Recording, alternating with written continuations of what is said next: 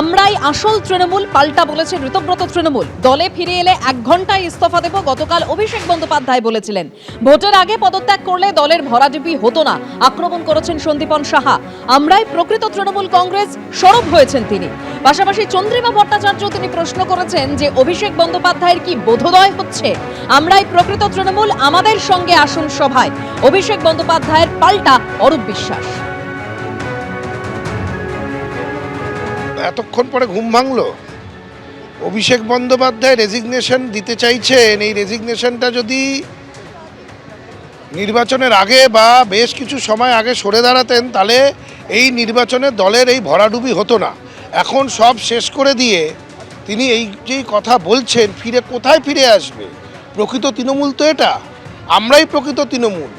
National working committee গঠন হয়ে গেছে, অরূপ রায় তার চেয়ারপারসন। তো এটাই তো প্রকৃত তৃণমূল।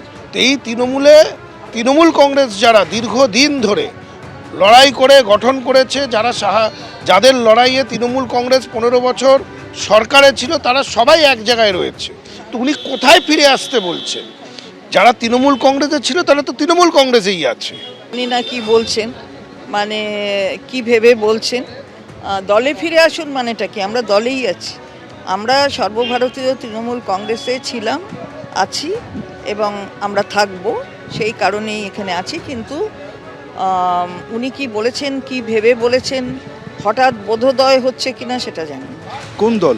তৃণমূল কংগ্রেস। আমরা তো সবাইকে আমাদের তৃণমূল কংগ্রেসে আসার জন্য আহ্বান করছি। এটাই তো প্রকৃত তৃণমূল কংগ্রেস, যে তৃণমূল কংগ্রেস বিজেপির বিরুদ্ধে লড়বে, কংগ্রেসের বিরুদ্ধে লড়বে, সিপিএমের বিরুদ্ধে লড়বে, যারা মানুষের কথা বলবে। আমরা তো সেই তৃণমূলটাকেই চাইছি, আমরা সেই তৃণমূলেই আছি। আমরা তো এই তৃণমূলকে সবাইকে আসতে বলছি। আমি সবাইকে আসতে বলছি, যে মনে করবেন সিপিএম এবং বিজেপি বিরুদ্ধে লড়াই করবেন, তারা সবাই আমাদের দলে আসতে পারেন। আমি তো বলছি সবাইকেই বলছি, তো আসুন না। আমরা এটাই তো প্রকৃত তৃণমূল কংগ্রেস, সবাই আসুন। আর অভিষেক বন্দ্যোপাধ্যায় এই ইস্তফা দেওয়া প্রসঙ্গে গতকাল ঠিক কি বলেছিলেন শুনুন। আজকে 18 তারিখ, আপনি 19 তারিখ আসুন, 20 তারিখ আসুন, 21 তারিখ আসুন, যবে আসার আসুন, আজকে চলে আসুন।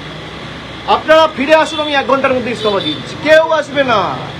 ডিল হচ্ছে, ওদিকে যাও, অভিষেক ব্যানার্জিকে গালাগালি দাও, তোমাকে বেঁচে থাক, তোমাকে বাঁচিয়ে রাখবো, ইডিও ধরবে না, সিবিআইও ধরবে। তারা যদি বলে যে দলের এই পারফরমেন্সের জন্য বা পরাজয়ের জন্য যদি অভিষেক বন্দ্যোপাধ্যায় দায়ী হয়, তাহলে 24-এ যে তৃণমূল কংগ্রেস 29টা আসন পেয়েছে, তার কৃতিত্বও আমার। যদি ডিসক্রেডিট আমার হয়, হারে, তাহলে জেতার সময় ক্রেডিটও আমার। আর যাদের আমাকে নিয়ে সমস্যা, তাদেরকে অনুরোধ করব যে মানুষ বোকা নয়। আর অভিষেক বন্দ্যোপাধ্যায়ের এই মন্তব্যের পরে প্রাক্তন মন্ত্রী রবীন্দ্রনাথ ঘোষ তিনি আক্রমণ করে বলছেন যে অভিষেক বন্দ্যোপাধ্যায়ের হঠকারিতার জন্যই ভোটে ভরাডুবি হয়েছে। শুনুন।